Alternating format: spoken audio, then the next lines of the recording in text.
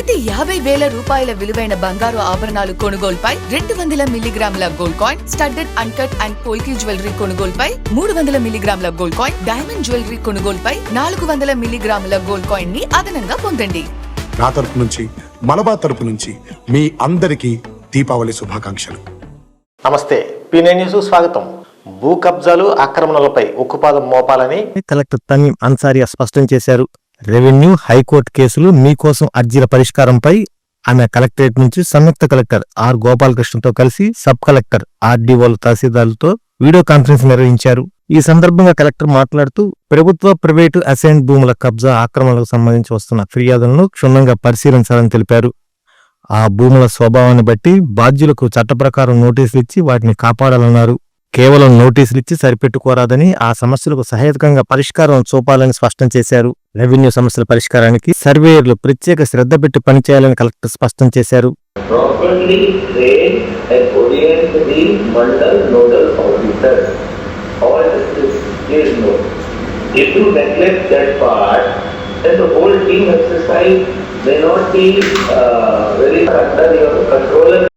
Revenue villages sir, దాంట్లో 298 villages కి already resurvey complete అయింది సార్. రీసర్వే కంప్లీట్ అయిన విలేజెస్ కి గ్రామ సభ కూడా పెట్టడం జరిగింది సార్. సో దాంట్లో ఇప్పటిదాకా అరౌండ్ 8,889 కంప్లైంట్స్, గ్రివెన్సెస్ వచ్చి ఉన్నాయి సార్. దాంట్లో survey related grievances 6,283 sir. So దాంట్లో ఎక్కువ ఇక్కడ జాయింట్ ఎల్పిఎంస్ గ్రివెన్సెస్ వచ్చి ఉన్నాయి సార్, 3,670 సార్. ఎక్స్టెంట్ వేరియేషన్స్ ఇక్కడ అరౌండ్ 2,217 వచ్చి ఉన్నాయి సార్. బౌండరీ వేరియేషన్స్ ఒక 152 ఉన్నాయి. దివంగత మాజీ ముఖ్యమంత్రి కొణిజేటి రోసయ్య 3వ వర్ధంతి సందర్భంగా ఆర్యవైశ్య సంఘం ఆధ్వర్యంలో బాపూజీ కాంప్లెక్స్ వద్ద గల ఆయన విగ్రహానికి పూలమాల వేసి నివాళులర్పించారు. రాష్ట్రానికి ఆయన చేసిన సేవలు చిరస్మరణీయమని కొనియాడారు.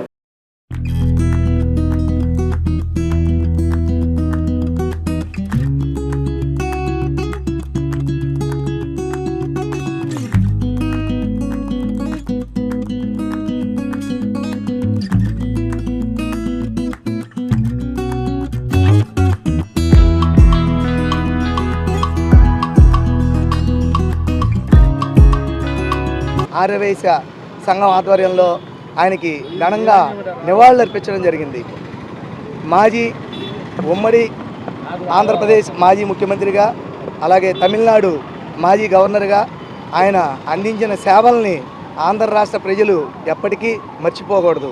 అలాగే మా ఆర్యవైశ్య సంఘం సభ్యులు ఎప్పటికీ ఆయన సేవల్ని, ఆయన కృషిని మర్చిపోమని, ఆయనకి ప్రతి సంవత్సరం ఆయన పుట్టినరోజుని, వర్ధంతిని కూడా ఘనంగా జిల్లా సంఘం ఆధ్వర్యంలో, అలాగే మండల సంఘాల ఆధ్వర్యంలో ఘనంగా నిర్వహిస్తామని చెప్తూ, మా ఆర్యవైశ్యులందరూ కూడా ఐక్యంగా ఉండి అలాంటి రాష్ట్ర నాయకుల్ని ముందుకి నడిపించుకోవాల్సిన బాధ్యత ప్రతి ఆర్యవైశ్యుడి మీద ఉందని మరొకసారి గుర్తు చేసుకుంటూ, రోసయ్య గారికి జోహార్ కొణిజేటి రోసయ్య గారు, జోహార్ కొణిజేటి రోసయ్య గారు, జోహార్ కొణిజేటి రోసయ్య గారు, అమర్ రహే కొణిజేటి రోసయ్య గారు.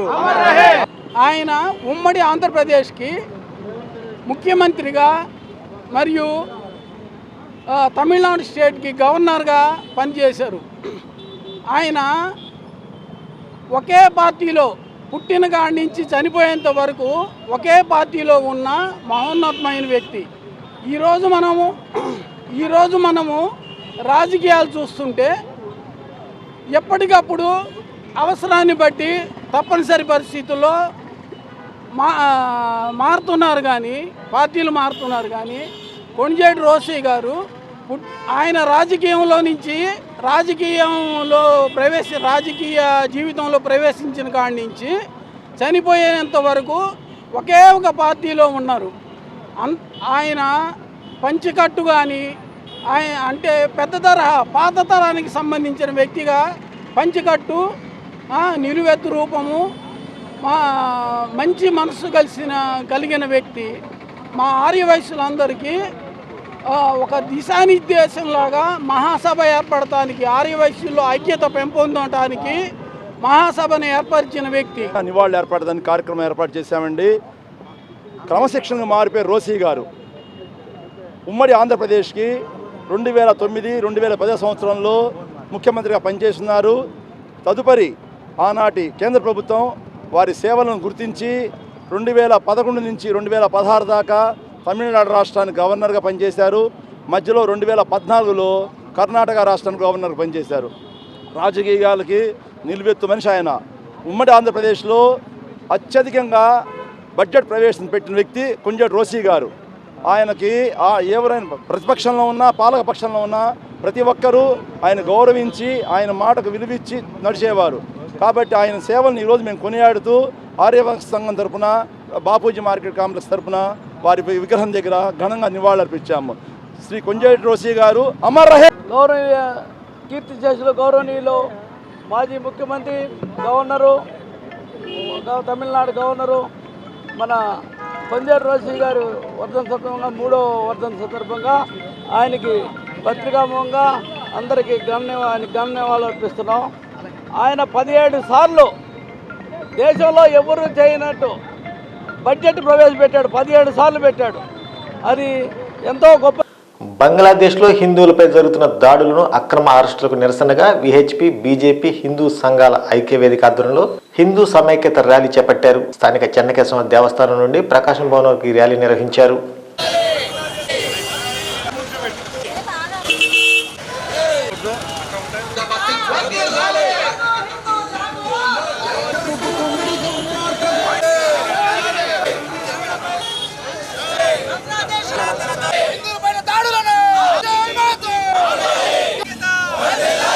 వేదిక ఆధారంగా ఈ ప్రకాశం భవన్ దగ్గర వివిధ సంఘాలతోటి ఈ బంగ్లాదేశ్లో జరుగుతున్నటువంటి అరాచకాలను ఎండగడుతూ ఈ సమావేశానికి రావడం జరిగింది. ఈ సమాజంలో రకరకాల సంఘాలు, హిందూ సంఘ అనుబంధ సంఘాలు అన్నీ కూడా పాల్గొనడం కూడా జరిగింది. సోదరులారా, మీకు అంతా తెలిసినటువంటి విషయమే. బంగ్లాదేశ్లో జరుగుతున్న స్త్రీల మీద జరుగుతున్న అకృత్యాలు, అలాగే దేవాలయాల మీద జరుగుతున్న అకృత్యాలు, అలాగే హిందూ సంఘాల మీద ఎవరైతే హిందువుగా ఉన్నాడో వాళ్ళ మీద రకరకాలుగా వాళ్ళని చిత్రహింసలకు గురి చేయడం జరుగుతుంది. అలాంటి సందర్భంలో మహిళల మీద కూడా రకరకాలుగా వాళ్ళని ఇబ్బందులు పెట్టడం కూడా జరుగుతుంది.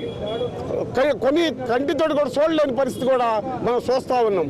అలాగే ఇస్కాన్ అధిపతి అయినటువంటి ఆయన్ని కూడా కనీసం ధర్నా, శాంతియుతంగా ధర్నా చేసినటువంటి విషయానికి ఆయన కూడా అరెస్ట్ చేసింది. ఆయన తక్షణం విడుదల చేయాలని, అక్కడ హిందువుల మీద ఎలాంటి అకృత్యాలు జరగకుండా ఉండాలని, వాళ్ళకి బంగ్లాదేశ్ వారికి బుద్ధి వచ్చేటట్టుగా ఈ ధర్నా ప్రపంచవ్యాప్తంగా చేయడం జరుగుతుంది. ఈ టెర్రరిస్టు దేశంగా బంగ్లాదేశ్ గుర్తింపబడింది.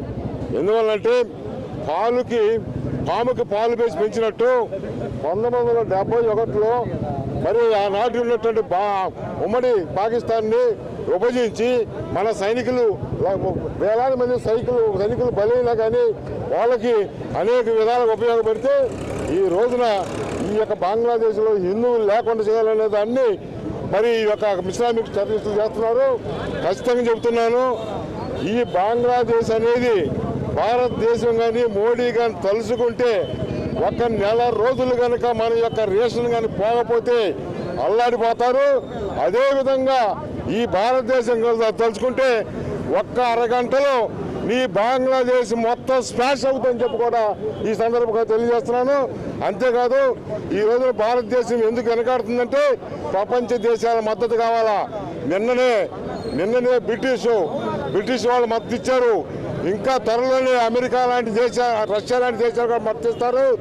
ఆ తర్వాత 1 అరగంటలో నీ దేశాన్ని ఒక్కటి వేలతో పెకిలించేటటువంటిది ధైర్యం ఈ భారతీయ జనతా పార్టీకి ఉంది.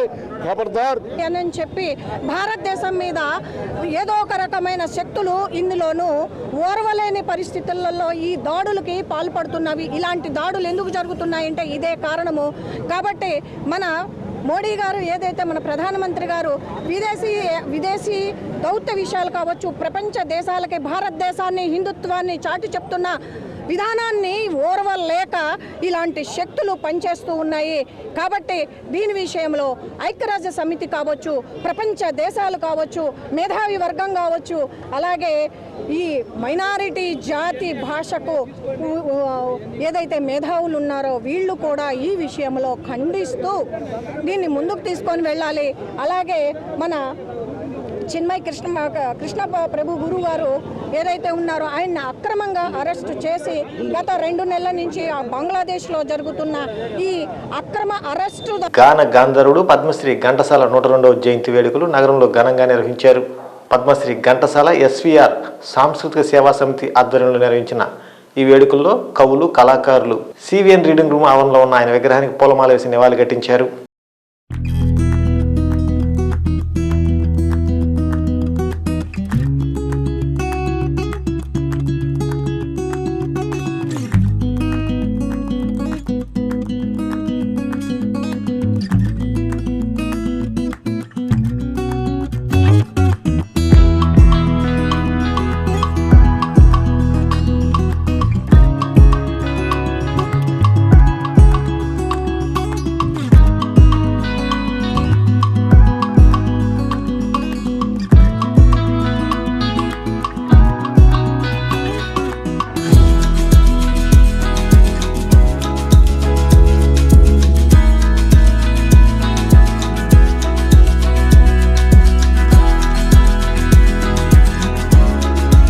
ఒక అదృష్టాన్ని కూడా వెంకటేశ్వర స్వామి వారు కల్పించారు.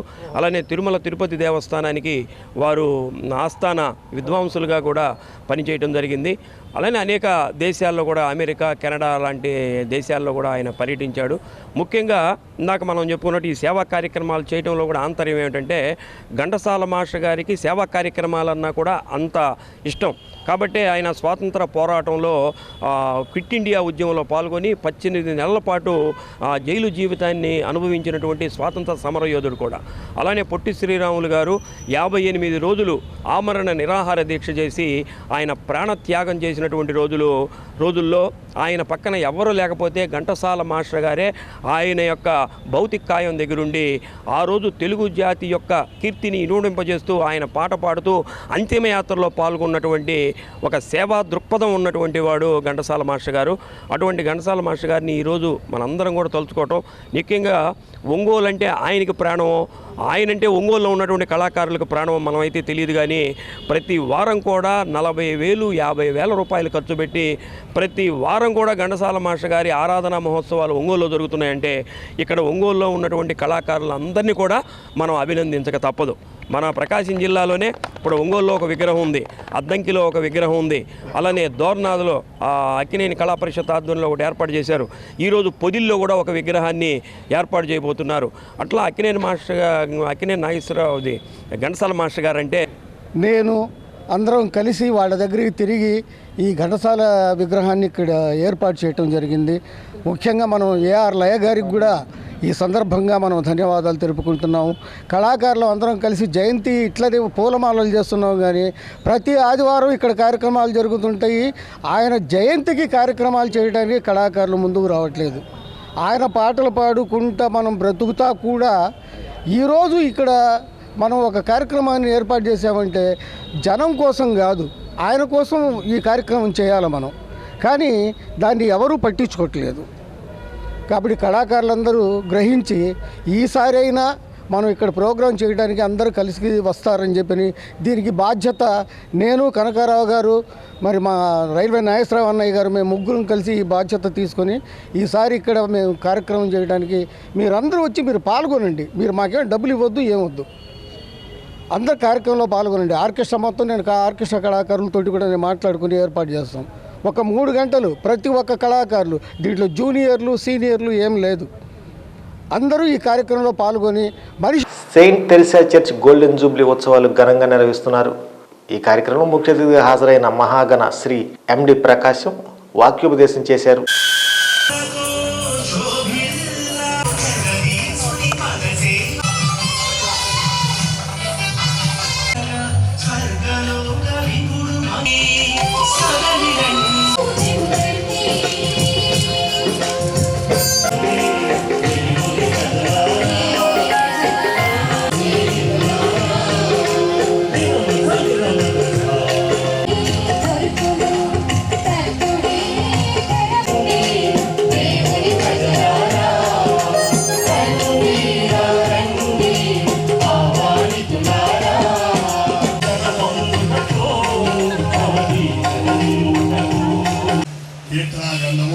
136 ఆరితేరి దేశాలలో ఉన్నారని తాకగలవు.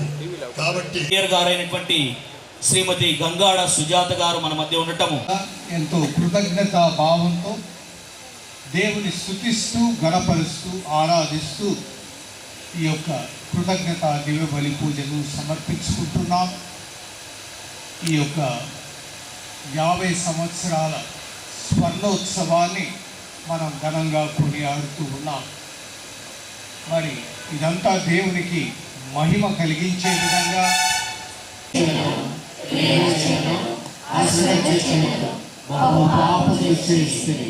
ఇది నా తప్పు, ఇది నా తప్పు, ఇది నా తప్పు,